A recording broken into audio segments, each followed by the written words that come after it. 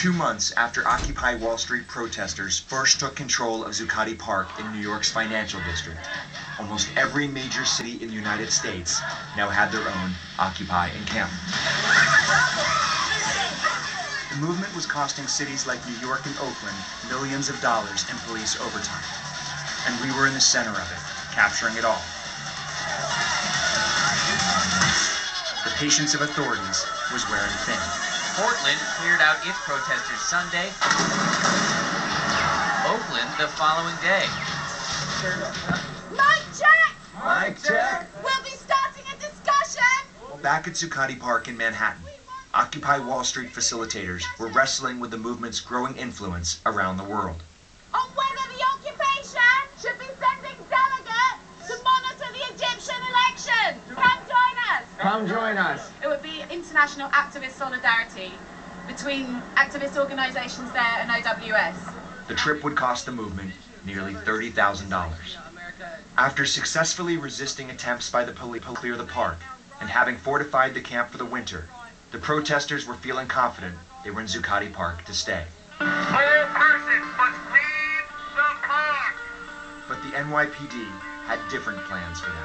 If you refuse to leave the park, you will be subject to arrest.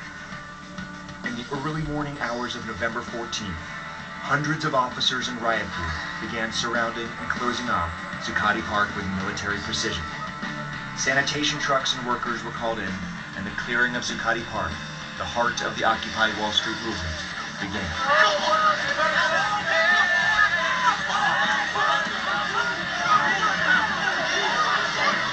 Our cameras immediately started rolling, along with the protesters, who started streaming live on the web. With Police Commissioner Ray Kelly personally overseeing the operation, the NYPD ransacked the park. Sanitation workers filled dumpsters and trucks with the protesters' belongings. We don't move! We don't move! We don't move! We don't move! When some refused to vacate the park, the police reacted the same way they had before, with overwhelming force.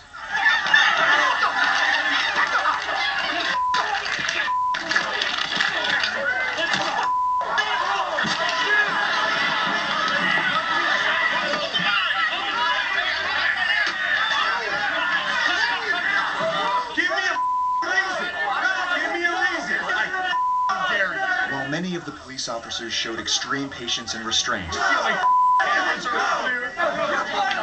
others, despite the presence of so many cameras, seemed to go after the protesters.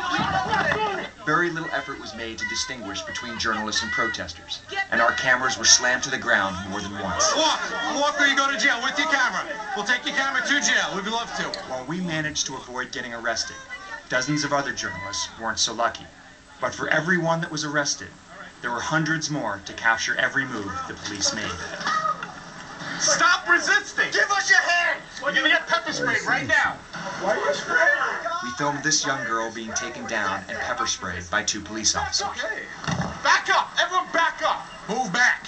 Move back! You're gonna get it again. You're gonna get it again. Stay down! Stay down! Stand up! In all, 200 people were arrested that night. Zuccotti Park was cleared and swept clean. The next morning, the protesters were allowed to return to the park, but were searched for tents and sleeping bags before being allowed in. Protesters have had 2 months to occupy the park with tents and sleeping bags. Now they will have to occupy the space with the power of their arguments. Well, this is where my tent had been. Or this is where my tent once was. Not anymore. I'm completely repulsed by this scenario right now. You know.